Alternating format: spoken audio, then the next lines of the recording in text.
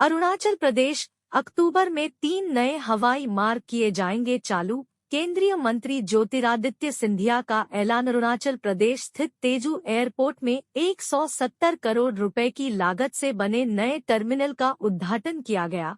इस दौरान केंद्रीय नागरिक उड्डयन मंत्री ज्योतिरादित्य सिंधिया मौजूद रहे।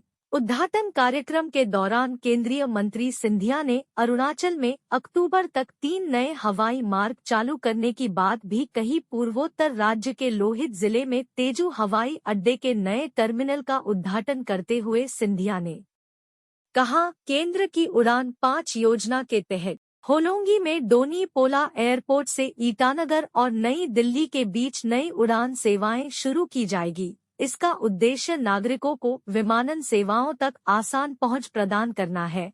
इसके लिए छोटे क्षेत्रीय हवाई अड्डों को विकसित किया जा रहा है। डोनी पोलो, पासीघाट और जीरो हवाई अड्डों के बाद तेजू हवाई अड्डा राज्य में चौथा और पूर्वोत्तर में 17वां हवाई अड्डा है।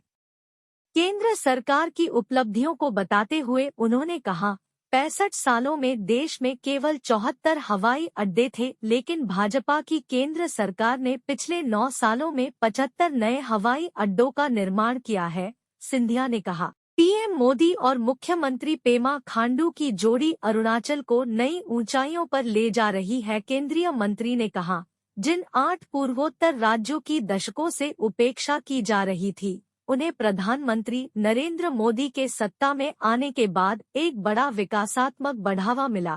उन्होंने कहा, यह क्षेत्र देश के मुकुट का एक रत्न है। यह क्षेत्र भारत के लिए बागवानी और कृषि संभावनाओं के साथ दक्षिण पूर्व एशियाई देशों के लिए प्रवेश द्वार होगा। अरुणाचल प्रदेश से मेरा रिश्ता बहुत पुराना है। जब मेरी दादी के बहनोई 1960 के दशक में राज्य में मेजर जनरल के रूप में तैनात थे, तो भारत सरकार ने उन्हें सीमावर्ती गांव में से एक का नाम बताने का अवसर दिया, जो अब विजयनगर के नाम से प्रसिद्ध है। तेजू हवाई अड्डे के उद्घाटन पर भारतीय हवाईअड्डा प्राधिकरण के सदस्य योजना ए.के. पाठक ने कहा, आज तेजू के लोगों के लिए एक शुभ दिन है। टर्मिनल व्यस्त समय में 300 यात्रियों को संभालने में सक्षम होगा, जिसके कारण एक ही समय में 2 एटीआर विमान यहां आ सकते हैं। रनवे की लंबाई 1500 मीटर है।